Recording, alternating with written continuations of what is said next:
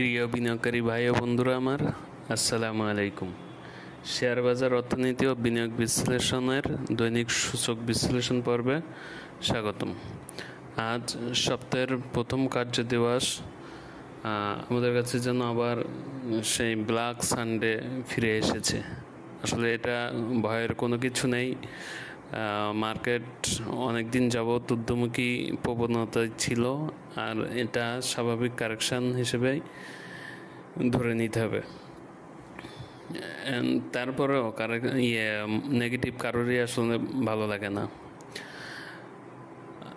আজকে আপনার total minus ছিল 37.21, আর মোট সূচক দাঁড়িয়েছে 5354.83।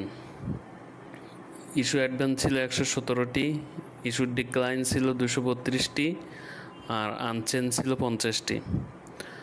আর টাকার পরিমাণে লেনদেন হয়েছে 865.42 কোটি, যা শেষ কার্যদিবস বৃহস্পতিবারের থেকেও অনেক কম।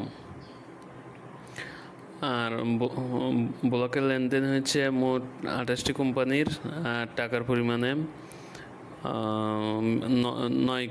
9 কোটি। আজকে টপ সেক্টর বাই গেইনারে ছিল 5টির ভিতরে ছিল হচ্ছে insurance, bank, life, food allied, textile. আর টপ সেক্টর বাই ভ্যালু বা ক্যাটাগরিতে যে 5টি ছিল সেগুলো হচ্ছে bank, insurance, food allied, pharma and chemical এবং মিসেলিনিয়াস। অনেক দিন পরে ইন্স্যুরেন্স তার স্বরূপে ফিরে এসেছে, মার্কেট লিডিংয়ে চলে এসছে। এখন দেখা যাক ইন্স্যুরেন্স সেক্টর কতদিন তার আপট্রেন্ড ধরে রাখতে পারে। এখন আসলে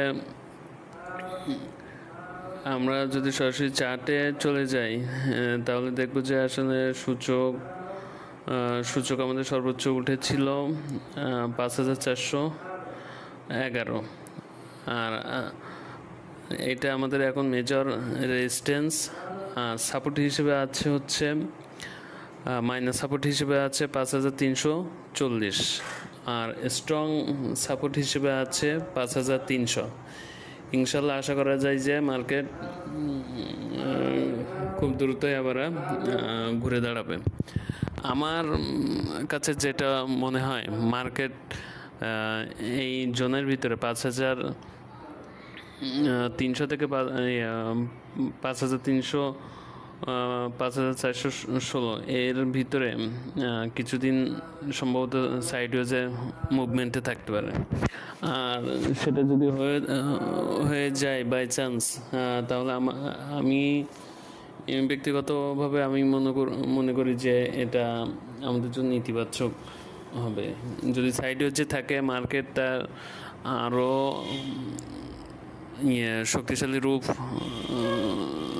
শক্তিশালী রূপ ধারণ করতে পারবে, শক্তি সঞ্চার করে আবার আরেকটা র্যালি করতে পারবে ইনশাল্লাহ।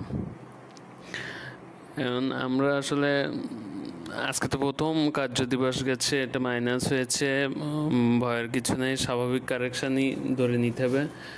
এখন আগামীকাল থেকে আসলে মার্কেট সিমটম একটা বোঝা যাবে যে আসলে মার্কেটের ভাষা কি হতে চলেছে আগামী দিনগুলোর জন্য। এখন যাই হবে আমাদের হাতে থাকা শেয়ার হোল্ড করে থাকতে হবে। এখন ইনশাল্লাহ আশা করি যে মার্কেট আমাদেরকে আবার অতি দ্রুতই তার স্বরূপে নিয়ে যাবে। আজকে এই পর্যন্তই। আর একটু বলে রাখি অবাঞ্ছিত কথা, আমি তো আগে বলেছি যে আমি আসলে মার্কেট বিশেষজ্ঞ নই, আমি কোনো কিছুই নই। আমি আসলে নিজেটাকে যেটুকু বুঝি সেটুকুই আপনাদের সাথে শেয়ার করি।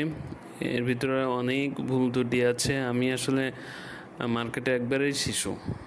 আমি এখানে কিছুই জানি না। যদি ভুল ত্রুটি হয়ে থাকে ক্ষমা সুন্দর দৃষ্টিতে দেখবেন। সবাই ভালো থাকবেন, সুস্থ থাকবেন, আমার জন্য দোয়া করবেন। আসসালামু আলাইকুম।